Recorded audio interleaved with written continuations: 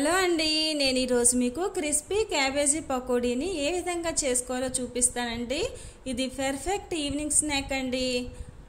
Evening tea టైంలో కనుక ఈ విధంగా చేసుకున్నారంటే చాలా ఎంజాయ్ చేస్తూ తింటారండి. తప్పకుండా మీరు ట్రై చేయాలండి. దీనికి ఏమేమి కావాలో, ఏ ఐటమ్స్ కావాలో చూపిస్తాను రండి. దీనికోసం నేను ముందుగా 300 గ్రాములు క్యాబేజీని సన్నగా పొడుగ్గా కట్ చేసి పెట్టుకున్నానండి. కొద్దిగా కరివేపాకు, ఫ్రెష్ కరివేపాకుని తీసుకోండి. 3-4 పచ్చిమిరపకాయలని ఈ విధంగా కట్ చేసి తీసుకున్నానండి. 1 స్పూన్ కారం, 1/2 స్పూన్ ధనియా పౌడర్, 1 స్పూన్ సాల్ట్, 1 స్పూన్ అల్లం పేస్ట్,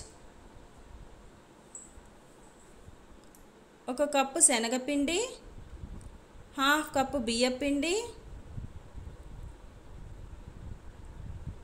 1/2 కప్పు కార్న్ఫ్లోర్, దీన్నే మొక్కజొన్న పిండి అని కూడా అంటారండి. ముందుగా ఒక బౌల్ తీసుకుని దానిలో ముందుగానే పొడుగ్గా కట్ చేసి పెట్టుకున్న ఈ క్యాబేజీని అంతటినీ వేసేసుకోవాలండి. ఈ విధంగా పొడుగ్గా కట్ చేసి పెట్టుకుంటేనే మనకి పర్ఫెక్ట్గా క్యాబేజీ పకోడీ అనేది మనకి రెడీ అవుతుంది.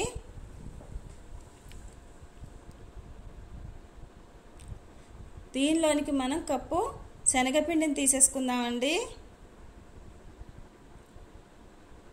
1/2 కప్పు బియ్యపిండిని తీసుకుందాం.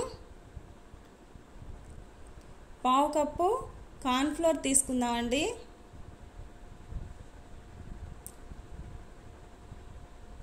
1 స్పూన్ కారం, టేస్ట్కి తగినంత సాల్ట్ తీసుకోవాలండి.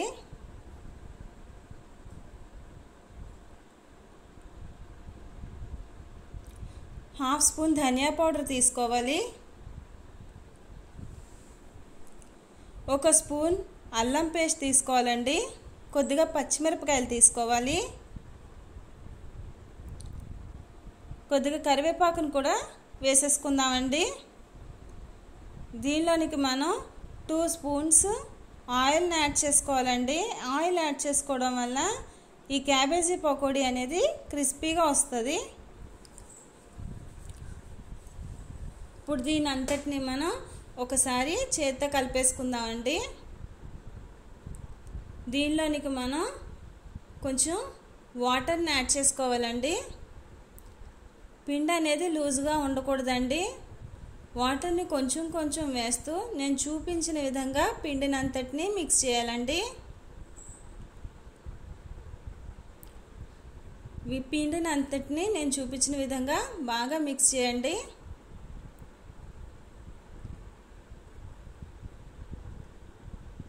ఈ విధంగా ఉండాలండి పిండి.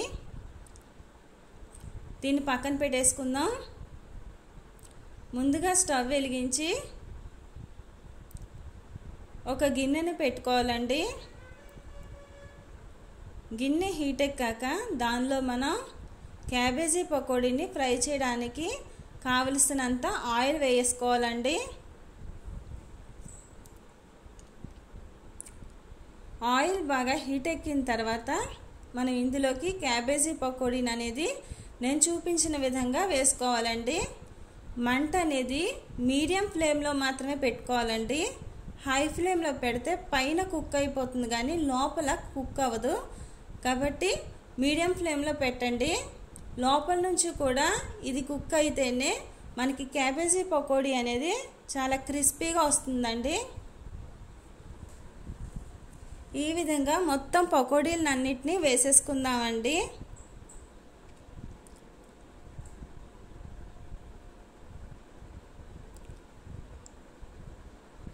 ఎవరన్నా ఇంటికి మనకి ఫ్రెండ్స్ వచ్చినప్పుడు కానీ, స్కూల్ నుంచి పిల్లలు వచ్చేసరికి కానీ ఈ విధంగా చేసి పెట్టండి. ఎంతో ఇష్టంగా ఎంజాయ్ చేస్తూ తింటారు. తప్పకుండా ఈ రెసిపీని ఒకసారి మీరు ట్రై చేయండి. ఈ విధంగా మధ్య మధ్యలో ఈ పకోడీల్ని కలుపుకోవాలండి. ఈ పకోడీలు లైట్ బ్రౌన్ కలర్లోకి రావాలి. అప్పటి వరకు మనం ఫ్రై చేసుకుందామండి.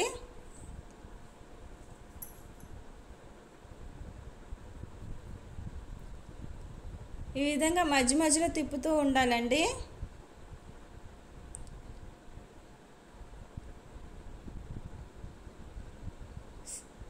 లైట్ బ్రౌన్ కలర్లోకి వచ్చేసేయండి. మన క్రిస్పీ క్యాబేజీ పకోడీ అనేది రెడీ అయిపోయింది. వీటిని మనం ఒక ప్లేట్లోకి తీసేసుకుందామండి. ఎంతో సింపుల్గా టేస్టీగా ఉండే క్రిస్పీ క్యాబేజీ పకోడీ రెడీ అండి. మీకు నచ్చిందా? నచ్చినట్లయితే లైక్ చేయండి, షేర్ చేయండి, కామెంట్ చేయండి, సబ్స్క్రైబ్ చేసుకోండి.